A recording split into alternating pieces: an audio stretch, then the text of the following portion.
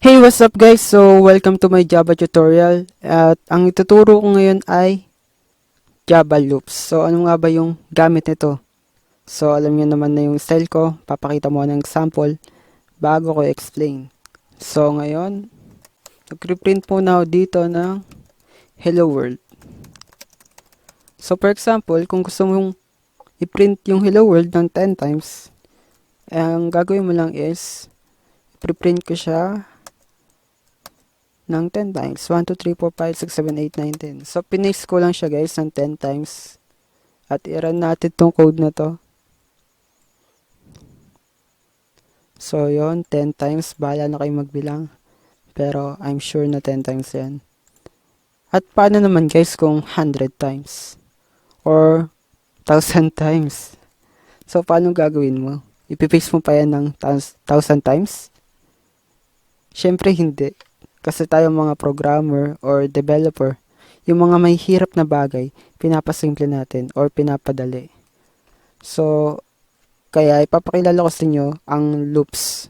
Ang una kong papakita sa inyo na loop is while loop. So, ang keyword niyan guys is while. And dito nyo ilalagay yung condition nyo sa parenthesis. At syempre, curly braces. At ang una ko munang gagawin ay gagawa ko dito ng variable na I. Isaset ko siya sa 1. So, dito guys, sa condition na yan, pag tama yung condition nyo, dito, i-execute nyo yung code. And pagka-execute nyo ng code, titignan niya ulit yung condition dito kung tama. And kung mali, lalabas na siya sa loop. So, ang lalagay ko dito is I less than or equal to 10. So, ang ibig sabihin niyan, true tong condition natin. So, dito ko lalagay yung hello world natin. Hello world. At syempre guys, bago ko ito i-run, kailangan ko munang i-increment yung value ng I. Kasi pag hindi ko in-increment yan, magiging infinite loop to. For example, so yan, chinek niya yung condition, de true, execute niya yung code, hello world. At check niya ulit yung condition, true, execute ulit. Hanggang sa maging infinite loop na yan kasi 1 pa rin yung value ng I. So, paano ma-break yan? Ang gagawin natin guys is increment natin yung value ng I.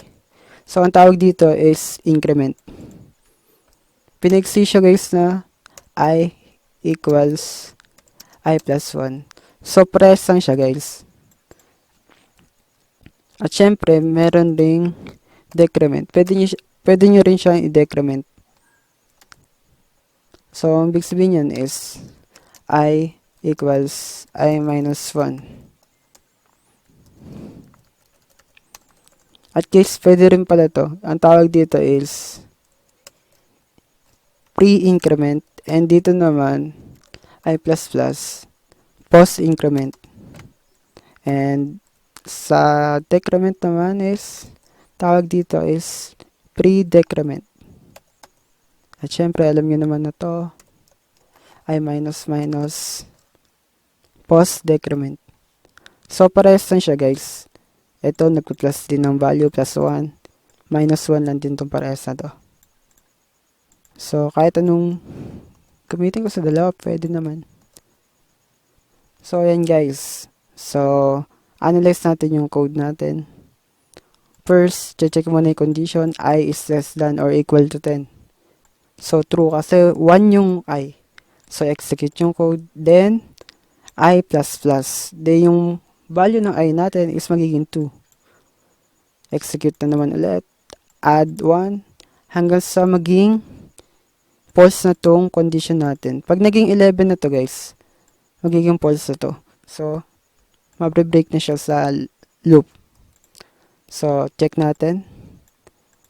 Papalitan ko yung value. Hello while loop.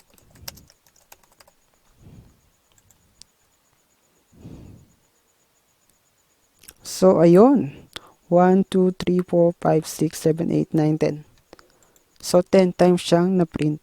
Instead na ipipaste mo siya ng 10 times. Sobrang hassle nun. So, yun guys, yung while loop. At ang pangalawa kong papakita sa inyo is undo while. So yung syntax niya, do and curly braces, and sa baba yung while. Condition, for example, I is less than or equals to 10. And wag nyo kakalimutan to yung semicolon. So ang pagkakaiba niya guys is execute the code, then check the condition. Yung pinagkaiba niya guys sa while is check nyo muna yung condition, then bago mag-execute ng code. Sa do while, execute muna, then check the condition. So, lalagay ko dito is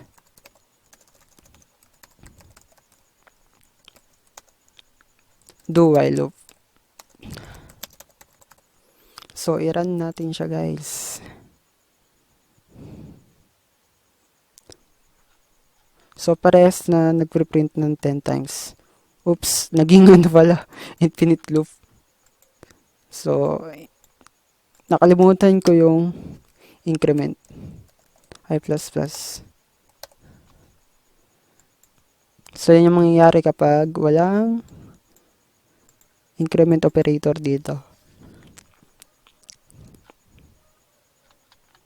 So, yun. 10 times. 1, 2, 3, 4, 5, 6, 7, 8, 9, 10. So, paano naman kung babaguhin ko yung condition nito, gagawin kong greater than. So, mali yung condition niya. So, tignan nyo guys kung ano mangyayari. Irarun ko yung code. So, na-execute pa rin guys yung code niya dito. At chinek yung condition, so mali. Kaya, na-break na siya sa loop.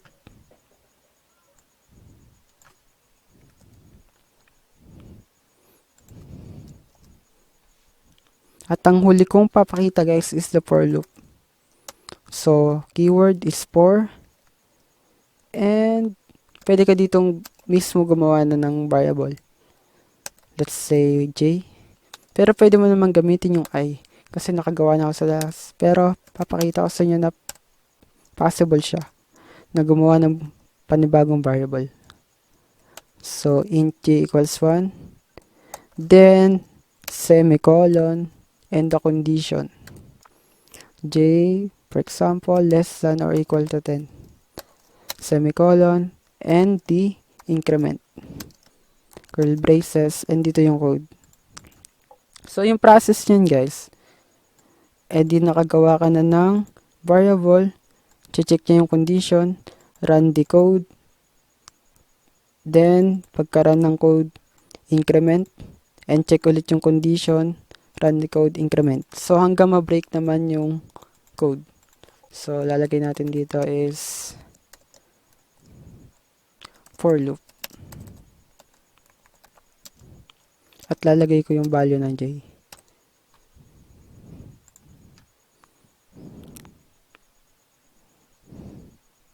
So, for loop hanggang 10. At yung for loop guys, madalas siyang i-partner sa array. So, matututunan niyo yung array sa mga future lessons natin. So, ngayon, natutunan niyo yung while loop, do while, and the for loop. So, napakadami niyo nang magagawa sa Java language. Madami na kayong ma-program. So, yun guys. Kung may mga suggestion kayo sa akin, comment nyo lang yan sa baba. Kung may gusto kayong ipa-add or may mali sa codes ko, comment nyo lang yan. At kung nagustuhan mo naman tong video na to, i-like mo na at mag-subscribe ka na sa channel ko. And hit the notification bell para updated ka sa mga future videos ko. So, yun lang guys. See you on the next one. Peace out.